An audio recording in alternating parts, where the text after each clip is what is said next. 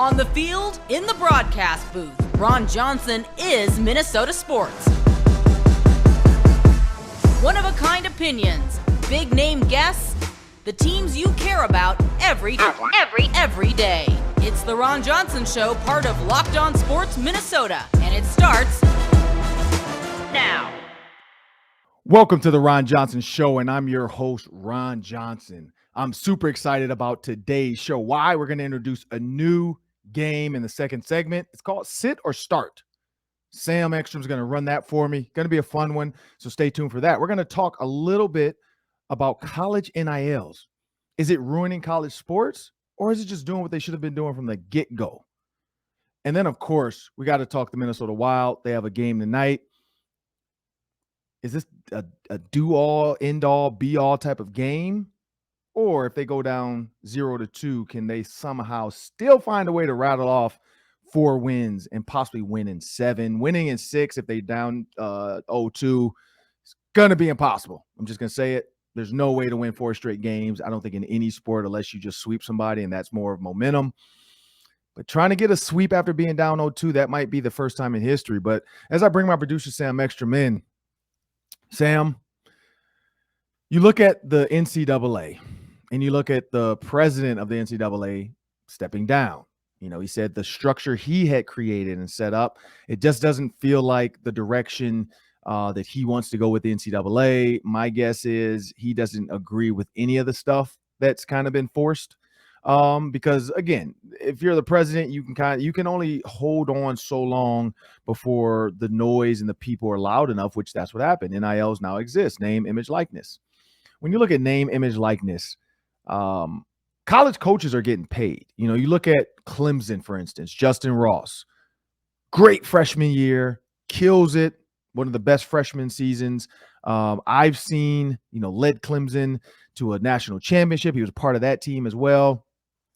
After that, Dabo Swinney gets a ton of money. Dabo Swinney gets a ton of endorsements, commercials. He's doing all kinds of stuff. Justin Ross got nothing. Because why? NILs, or at least legally, got nothing. Because NILs did not exist. Justin Ross now goes undrafted. So he could have cashed in a couple of years ago as a freshman on some of his success as a national champion and made up for maybe the signing bonus he did not get. Yes, we know injuries were a part of it, but that's part of the game. But again, these kids are putting their life on the line sometimes playing this sport, because we've seen kids get paralyzed. We've seen kids' life completely change, and they walk away with nothing to show for it because sometimes they don't even finish college. They don't, you know, they drop out. Some do get an education, but it's a life-altering injury or something that completely changes the scope of their life, and they don't get paid for it, where coaches are getting paid at every turn. So, Sam, my question to you, and I will kind of rebuttal with my response of what I would have done, but my question to you, Sam, is sports-wise, we know it's really just football, basketball right now that's in the forefront. Women's basketball, of course, Paige Beckers. It's all about who's on TV, who's being seen. You look at softball for women, you know, the Sis Bates types, you know, she's now with Adidas, but she's out of college. I think more of that's going to come as these girls are in the forefront of hitting home runs. I know the girl from Oklahoma that leads the country in batting percentage and home runs. She's getting a little bit of money. Baseball, same thing. There's going to have to be a fire thrower, you know, 100. And I saw there's a kid at Tennessee throwing 105 miles an hour. That's ridiculous. You know, you're going to have some companies that want to talk to him, but there's not a lot of other guys on there. I mean, hockey, yep, you're the same thing. You're going to have those top hockey guys, the Hobie Baker Award winner. Some of these kids are going to get some looks from some companies, but the average NIL deal right now is $50. I don't know who can pay for college with $50. Because some people are saying, oh, let's do away with scholarships then and let the kids just make money. Well, not every kid is making Alabama quarterback money. Not every kid is going to make this top money. So, Sam, do you think that it's going to grow, or is it really just going to always stick to football, basketball, and then maybe, you know, a little hockey here and there, but football, basketball as this goes forward? It feels that way.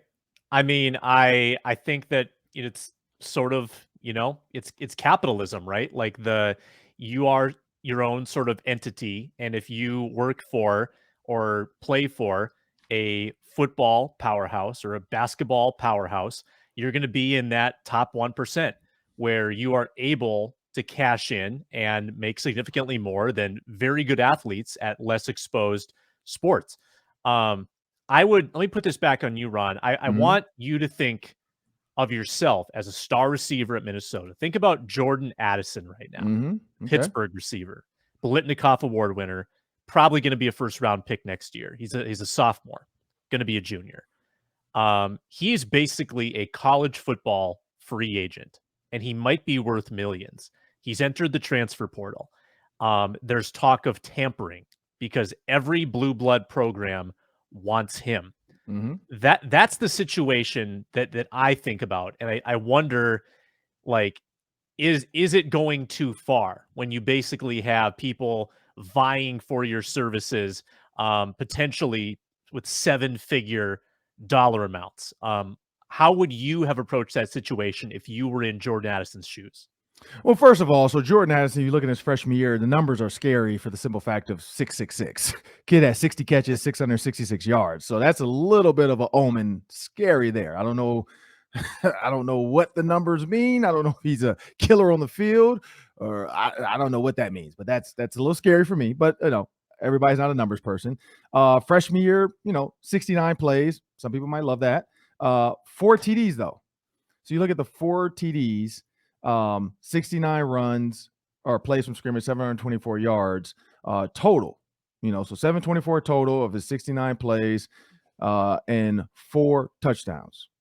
Then you turn around in his sophomore year, as you alluded to, top receiver in the country, 18 touchdowns.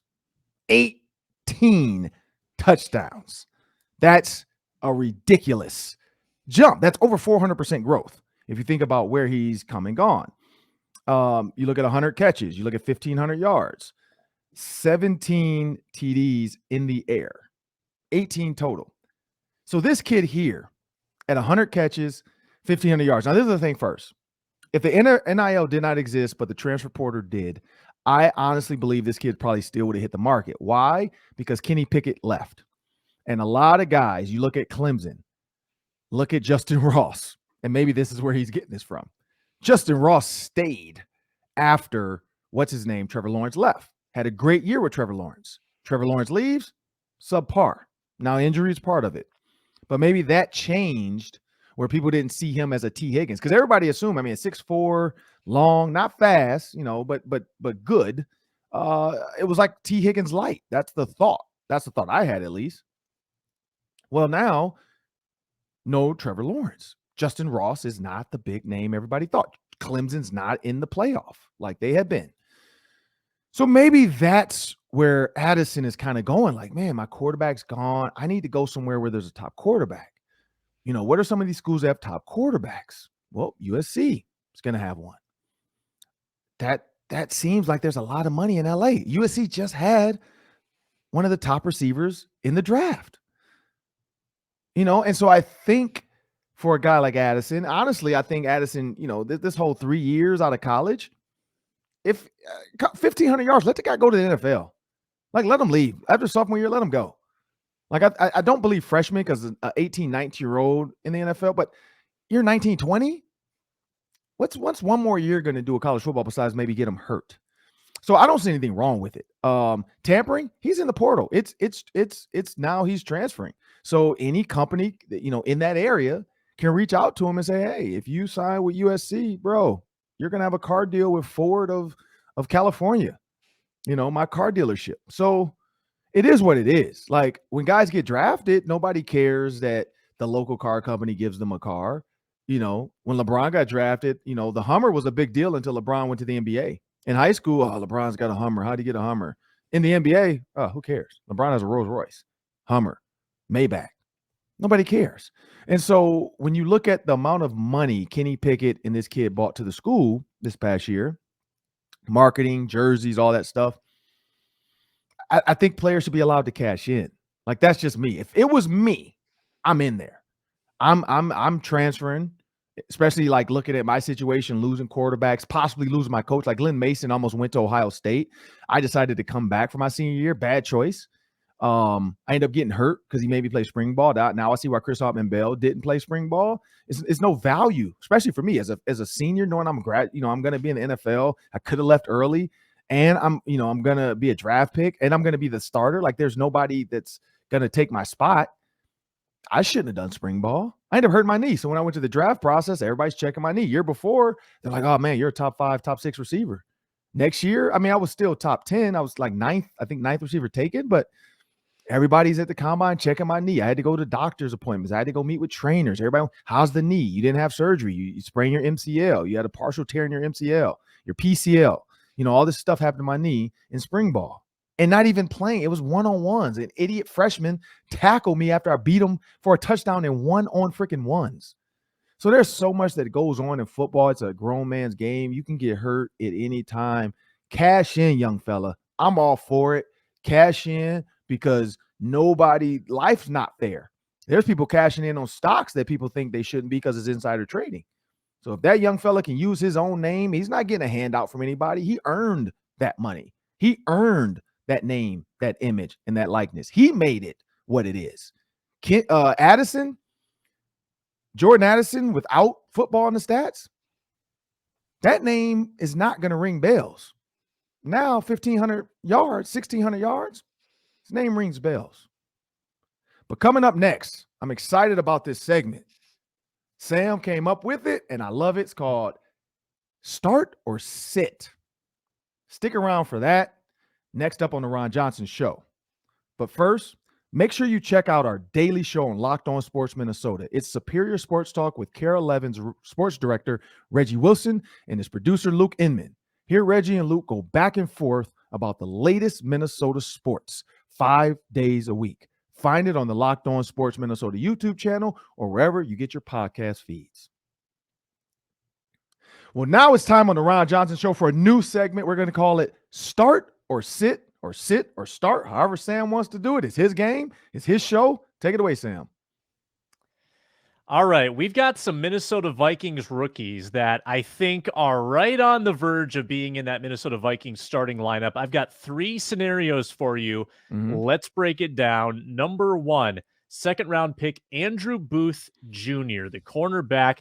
You were just talking about Clemson in the first segment. He's a Clemson kid, and I think he will be competing with CAMRYN DANTZLER for that outside corner spot. So, Andrew Booth Jr., Ron, start or sit?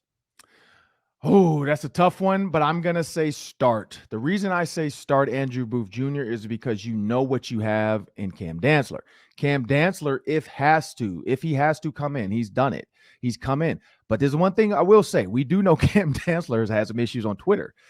He's shown his emotions when he thinks he should be starting. He's had to delete some tweets. He's said some things that he probably shouldn't have said to the world. We know these young, new players, Twitter is their outlet for their anger or their disappointment or their happiness, whatever it is. They're going to share it with the world. They think it should be said to the world. Some things should not. But you know what you have in Cam Dantzler. Now, granted, Mike Zimmer's defense, we've heard the complexities within it. We don't know what Ed Donatell's coverages are going to look like. We don't know how Mike Pettine's going to get these guys lined up. We don't know what the DB coach is going to teach. So it's going to be a new look team. So training camp is going to matter. But to draft a guy of Andrew Booth Jr.'s caliber, his athleticism, he said is the first time he feels like he's been healthy because he's had to battle so many injuries. I say put him out there. Put him out there. Let him learn from Patrick Peterson. You got some great safeties back there now. I'd say put him out there. Start him. You sit CAMRYN DANTZLER. Hey, halfway through, if it's not going well, you know what you can get out of DANTZLER. But you also have a great rotation. Get him in there, let him start. Then you can pull him out in certain situations. Put DANTZLER in. But I think he needs to start. Yeah, CAMRYN DANTZLER's got to be just rolling his eyes because last year he had to compete with Bashaud Breeland, right? He thought he was the starter going into training camp, and then Breeland comes along, and suddenly Dantzler's got to compete, and he lost that battle. Yeah. Even though Breeland wasn't very effective, Breeland held on to that job for most of the season. Dantzler got COVID for a spell, missed some time. Seemed like he could never get that starting spot, even though I think he might have been the better corner against Breeland when all was said and done. Now he's got to compete with a rookie, and I think the last coaching staff probably would have, slowed this rookie along and eased him in, not give him too much too fast. But I wonder if this coaching staff is a little more progressive, kind of throwing rookies into the mix and just trusting them to go figure it out. Yeah. So I actually think Andrew Booth Jr. has a pretty good chance to start as well if he's healthy. If he is, may the best man win. Give him every chance to win that job, I would say. And it's not a bad thing to have a CAMRYN DANTZLER as your top backup because you're going to need him. You're going to need a fourth corner at some point. Right. Oh, for sure. You gotta have a deep rotation. All right. What's next? All right, we got another CAMRYN BYNUM. We thought he was going to be the starting safety on this team, but now the first-round pick, Lewis Cine, who might be coming on the show later this week, hint, hint, nudge, nudge. He is going to compete pretty hard, I think, for that starting role as well. So Lewis Cine, Ron, start or sit? Yeah, I don't want to be biased. I feel like Lewis Cine could possibly become a friend of the Ron Johnson show that we can call upon throughout the year. So selfishly, I'm going to say start. But in honest reality, I mean, we heard Ryan Clark earlier this week. We talked about his range, his ability, his seek and destroy mentality. You don't have a lot of safeties. They really want to seek, kill, and destroy. Cine himself says it, like, this is one sport I can absolutely kill somebody on the field and not go to jail for it. So I think BYNUM becomes a rotational safety. You look at the past rotational safeties, like an Andrew Sendejo, who became a starter. I think BYNUM is better from a coverage standpoint, from a heads up standpoint, from a not going to get you a stupid penalty standpoint. When you look at the rotation of coverages, I think Cine becomes your deep back end guy, 6'2", long, rangy, can cover a lot. Harrison Smith's I can sneak blitz you, get a lot out of you. Cam BYNUM, they can blitz, but they also Cam BYNUM, as a former cornerback in college, can cover. So if I put him in the dime or nickel situation where he's a nickel backer for Cam BYNUM, or Cine's my nickel backer, but I would probably say BYNUM. Now you have a nickel backer who can cover the tight end. And it's not like, because we saw what the Rams did to the Vikings when they would motion guys out, get Anthony Barr one-on-one. The minute they knew they had Anthony Barr one-on-one, they picked on him. That no longer what you would hope would be the situation if you can use your safeties as an additional nickel backer in that, 3 receiver, 1 running back set, 1 tight end, where your running back becomes a receiver. So I do like to, I would say, start Cine, sit BYNUM, but BYNUM's in the rotation. Yeah, if BYNUM hadn't played those 2 games last year where he was brilliant, then I think I would easily say Cine. But the fact that we've seen BYNUM look so good in a starting role almost makes me lean BYNUM right away. And I think they both see the field in some packages, like you said.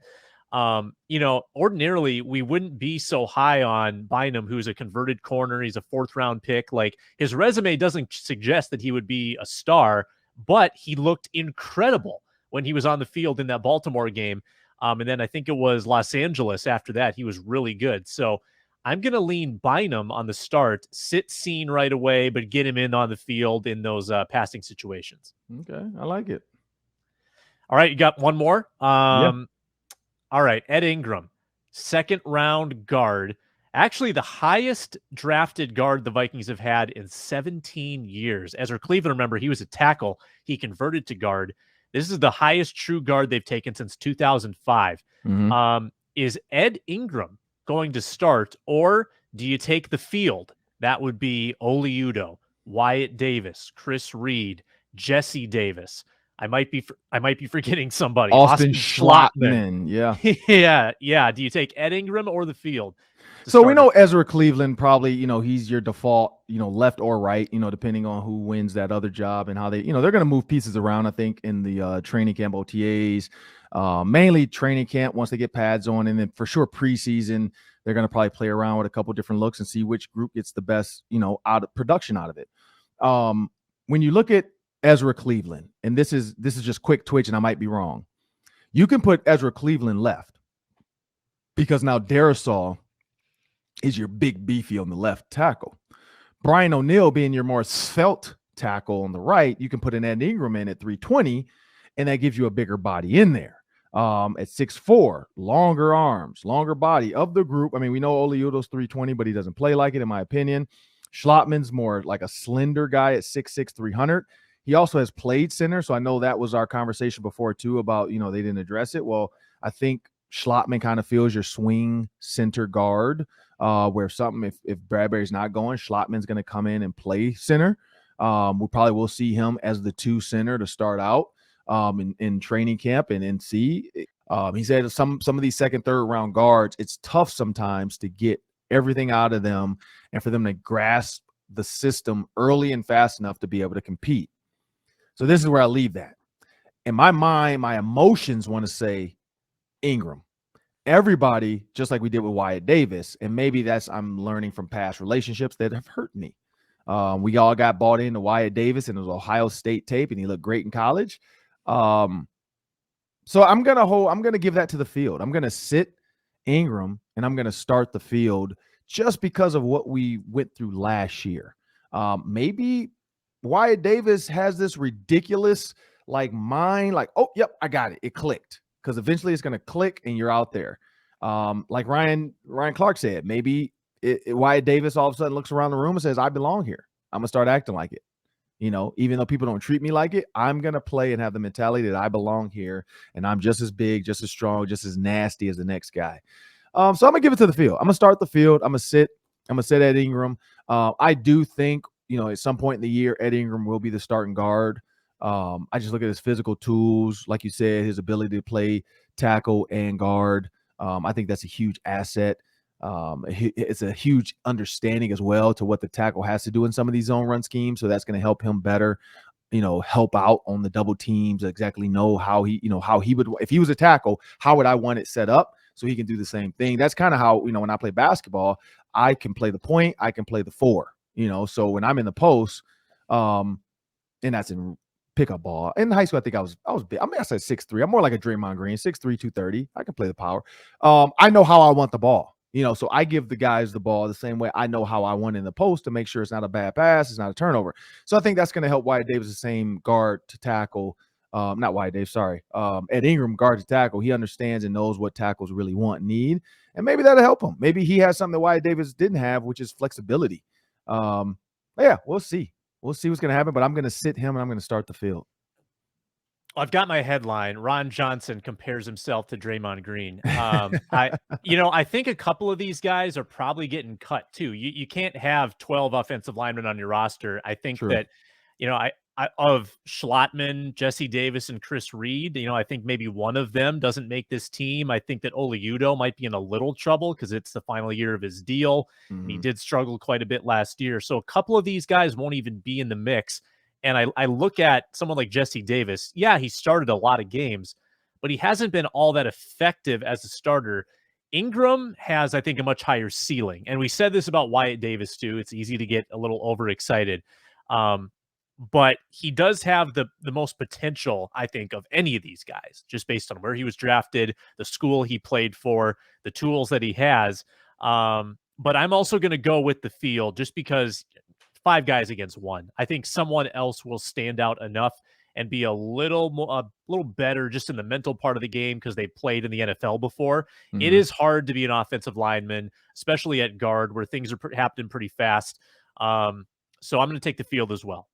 Well, that'll do it for Sitter Start. Stay tuned for the Daily 3. It's coming up next. You know what that is. 3 questions, 3 minutes.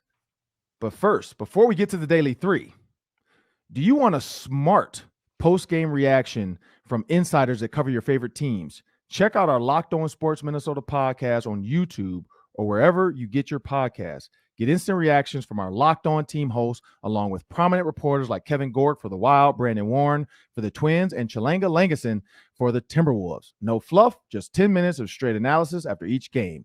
Subscribe to Locked On Sports Minnesota on YouTube and never miss a podcast. Well, it's that time, Sam. It's the Daily 3, one of my favorites. That's 3 questions, 3 minutes each question. Take it away, Sam. Game 2, Wild and Blues tonight. The announcement has already been made. Marc-Andre Fleury will get the start again in net over Cam Talbot. So they're going back to Fleury to try to get them back in this series. Ron, let's get a prediction. Can the Wild bounce back or do the Blues go up 2-0? So I was able to talk to Jordan Leopold today a little bit. I also was with Nate Prosser this morning. I think the Wild can get it done. I'm debating if I'm going to the game or not. Got to figure out the kid situation. But I think it would be a great atmosphere for me to experience. For that being my first Wild game, that's probably the best atmosphere ever. So I might be a little spoiled if I do go to a game like this of this magnitude. But I definitely do agree that so this is what Nate Prosser said. He said the rebounding that happened where the putback goes. He said it's up to everybody, but he said the defensemen have to lay their bodies on the line. They have to clean the house out. They have to get guys. If they're in the blue area with the guys, the other team, their forwards, he said get their sticks high. So they have to get their sticks under, lift them up. If the sticks are up, nobody can shoot a goal with their sticks off the ice. And he said he just didn't see. He said you look at the Blues; those guys were laying down when shots were being hurled at the goaltender. They're putting their bodies on the line. Basically, he said these guys got to ratchet the energy up. He said some of the fighting has to get ratcheted up. He said there was some pushing and shoving, but there wasn't any real like bullying or like physical plays. Like they have to turn up the physical play. And so hearing him say that, that's not hard to do.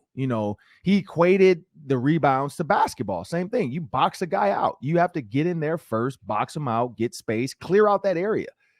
Keep it clear so that when your goaltender doesn't have anything in his way, he can clearly see the shot on goal. He can stop it. And that's what he said was not happening. So I'm going to go with him on that. I think the Wild can tie it up 1-1. It's tough to win 2 games in a row, especially on the road. Again, the Wild got to sleep in their beds. They got to be around their families. They did not have to travel, where St. Louis has been on the road. So that hotel room gets a little bit smaller every time you go back in there, and a little bit more like, I can't wait to get back to St. Louis.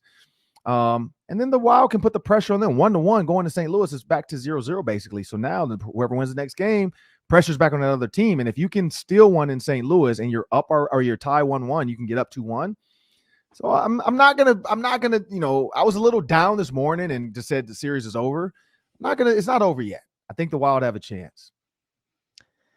Yeah, if this Wild team is what we think they are, which is really good, they will win this game. And I would prescribe the following, Ron, and this is controversial.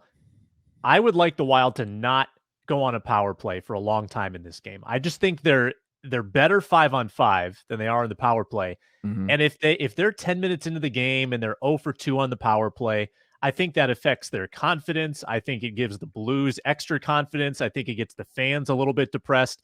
I would rather see them just skate 5-on-5 for a full period and sort of do what they do best tonight. So I know they can't control it if they get, hacked across the back with someone's stick and have to go in the power play, but I kind of don't want them to. So that's my controversial hot take. So you want 2 in the penalty box? Yeah. Okay. Yeah. Give me a 5-on-3. All right. Miguel Sano, Twins slugger, is out indefinitely. Meniscus surgery. This comes at a time when he was hitting 5 of 54 to start the season. That is an .093 batting average.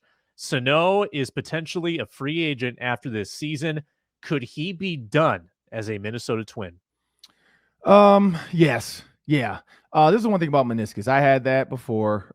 Baseball, I don't think is as much pounding as football. And as much cutting, like you can kind of control depending on which knee. I guess I don't know which knee it is. And so if you look at, left knee. So he injured his left knee. So left knee, technically running the bases, you're pushing off your right.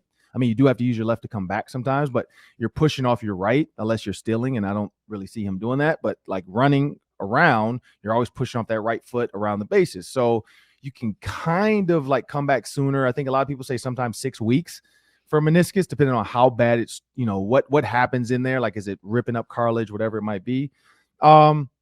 So I think that's going to be questionable. And then it's all about pain management. Once you come back, can you handle the pain? Because there's going to be some swelling, inflammation you got to deal with. But yeah, I think, the way he's batting 5 for 54, that's horrible. And when you look at everybody else, not everybody else, mainly Carrera, you look at him in Buxton and what they're doing and just the energy this team's bringing. Like we brought up, they beat the Orioles, and so they have 2 more, which they probably win those 2 most likely. The next, like I said, 28 games. So now we're down to 27 games. I mean, I'm not going to get too bullish on them, but I do feel like 20 wins out of 28 is not unheard of for this team. So if they get that done with Sano, rehab in the next 6 to 7 weeks and they pull off some 20-8 record, why change the chemistry? Like, just move on the next year. I think Minnesota fans and Minnesota sports teams sometimes hold on to guys too long because of the emotional tie to that player. Like, it is a Minnesota nice, even in the front office sometimes, where fans get upset when they get rid of somebody that's been here that they've kind of got, found a way to love, and it comes back to bite them. So yeah, I that could be the end of it for him.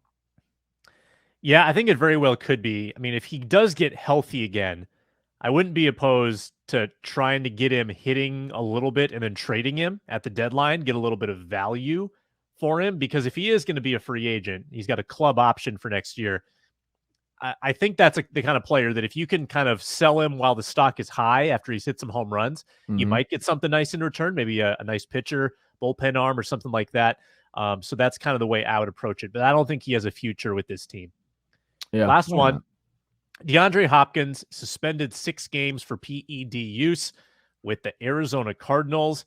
That's a pretty good chunk of their season, and they struggled a lot last year without him when he was out with an injury. So how does this affect your view on the Cardinals, Ron? It doesn't affect it much. Now, there's the one thing about DeAndre Hopkins. He's one of the top, 5 receivers, in my opinion, in his league. He's had stretches where he's just been absolutely great. You look at the receivers, though, on this roster, and this is the thing. They knew this was coming. You don't trade for Brown if you don't know something's coming down the pike. So whether it was like a sample test got sent out and then it got flagged and they were alerted to it and then they had time to, whether it's, hey, you got to come back for another test, or, hey, do you want to fight this? Or, hey, yep, my bad, my trainer gave me something I didn't know about. Or, man, I knew I was taking it. I just hope I didn't get caught. Whatever it might be, they now have Marquise Brown. They also, as far as top names, you have AJ Green, who's getting up there, his 12th year out of Georgia. You got, what's his name? Rondale Moore, kid out of Purdue, had a great, season last year, or good season last year. A lot of contribution in some of the things they do. But what you don't have is what DeAndre Hopkins gives you. It's a guy that he's 80-20 on jump balls because of the size of his hands, his athleticism, his leadership, his swagger. He's a guy that doesn't talk much. He goes out there and puts it on the field and just, absolutely battles. And so the good thing, at least they know going into this offseason what they don't have. And so I think that gives Kyler Murray and Brown a chance to gel before DeAndre Hopkins is back.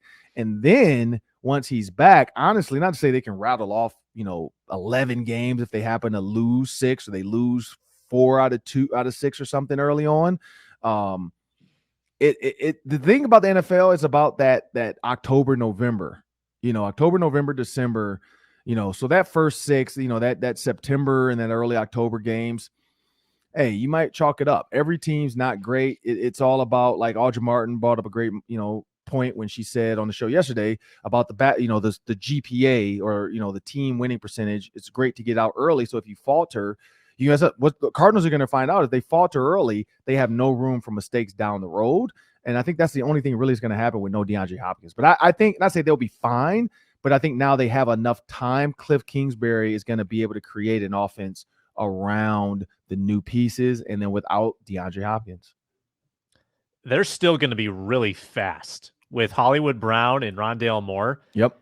And Kyler Murray to add to it. They're going to be speedy. So I still wouldn't want to face that offense. But in the red zone, to have someone sure-handed like Hopkins, I mean, they'll definitely miss him. But, yeah, I think that they can still tread water for 6 games, at least go 3-3 while he's out. It's crazy. AJ Brown, AJ Green is that old, and he's not old, but like, to me, I'm like, I remember when he was a baby. So it's like now all of a sudden this is 13, his 12th year. I'm like, man, like, this dude's been doing this for 12, 13 years. That made me feel old even just looking at that when I was researching the question. But you're right. Hollywood Brown left the Ravens for a reason. He wanted to be in a spread, throw it deep offense, a high attacking, high velocity, high speed offense. And now he has it with the Arizona Cardinals. So they're still going to be a formidable, scary team. But honestly, I wouldn't mind getting them early before DeAndre Hopkins. If they can get the Cardinals like last year early on before Hopkins is back, hey, I'll take it. Because AJ Green with Brown now and Rondale Moore, that's a scary team. mean, Kyler Murray already adds a little fear to it with his running ability. But yeah, no, I'd be okay because I know London, that was announced. We'll talk about that tomorrow. London Vikings, I already kind of speculated before. It is true. They will be playing the Saints in London. October 2nd, I think, is the date. So, you know, I wouldn't mind an early, since they're going to get London. Hey, give them some of these hard games early before teams get going, since you're forcing them to have to go over to London. But that'll do it for the Daily 3. I'm your host, Ron Johnson, and that'll do it for the Ron Johnson Show as well. That's Sam Ekstrom, my producer. Had a great show today. If you have not seen it, please go back and watch Sit or Start. Great new segment that we've added. Sam Ekstrom, great job on that one. We want to thank you. Make sure you check out all the Locked On Minnesota Sports podcast shows. You can go on YouTube. You can also go wherever you get your podcasts to download them. Have a great day.